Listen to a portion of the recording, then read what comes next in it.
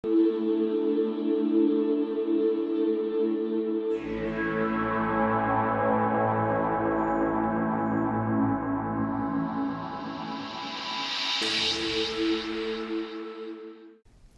everyone, welcome to Chapter 2 of Enlightenment 1, From Doubt to Conviction. So by now we've explored what it's like to tap into presence. You've experienced directly, firsthand, what presence is, what presence energy is. You have discovered the tools, the gateway tools of recognition and meditation, and you've made them your own. So now you can apply these throughout the rest of the course. You have discovered that everything, literally everything, has presence. So it's not just your own personal bubble, it's actually inseparable, it actually extends itself. So it's no longer so much a stark separation of my presence versus the presence of things. You've started to notice that everything shares in the same here and now isness. Furthermore, you've explored and discovered, unveiled, that actually there's this something about yourself that has never ever changed. So there's that reliability, there's that trust factor that comes into play.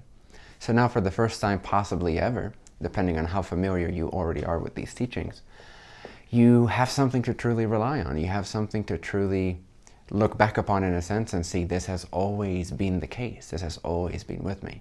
And that's a very powerful confirmation right there.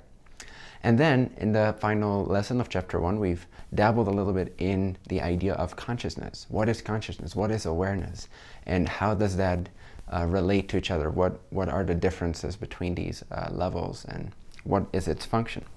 And how has it come about, etc. So that was just a general introduction, and you'll be guided into that more experientially in Enlightenment 2. So for this chapter, this is all about, after having familiarized yourself with presence, after having introduced yourself to it, this chapter is all about like becoming really, really convinced of it. And the power in becoming convinced of presence is that less and less do you actually need to practice it. And I'm not undermining the idea of practice, because it's always powerful to take that moment of pure recognition, of pure meditation, if you will. However, at the same time, it's also becoming more and more obvious to you that presence is simply all that there is, and it's always already here. So the main focus of Chapter 2 is that already principle. The fact that it does not depend on what you do, it does not depend on how you look, it does not depend on what you feel, it does not depend on what you think, it does not depend on where you come from, it does not even depend on your beliefs. Yes, beliefs can sort of cloud the sense of presence or can distort it in certain ways. Nevertheless, it is presence. Nevertheless, presence is presence. Your moment right here, right now, is that same changeless presence, and it's already present. So also what this will delve into is just different tools to help you confirm over and over again, to see really clearly, to put it right there in front of your face, that what you're looking for is already here. So, for example, we'll be discovering this tool that I call the flipping over the card of experiences, where we start to see that every single experience has a story side to it. It has this very unique, diverse side to it, very much like a playing card. But if you turn around that playing card, every single card, even though on the first side they're different, on the back side they're all the same.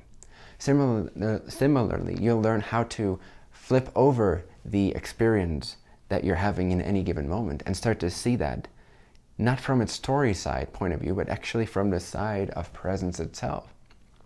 And so every single experience becomes your teacher. Rather than having to go to a lesson or having to go to a course, you can start to more and more realize that if presence is what you're looking for, all you need in terms of the immediate direct teacher is your present experience, because it confirms presence, it proves it.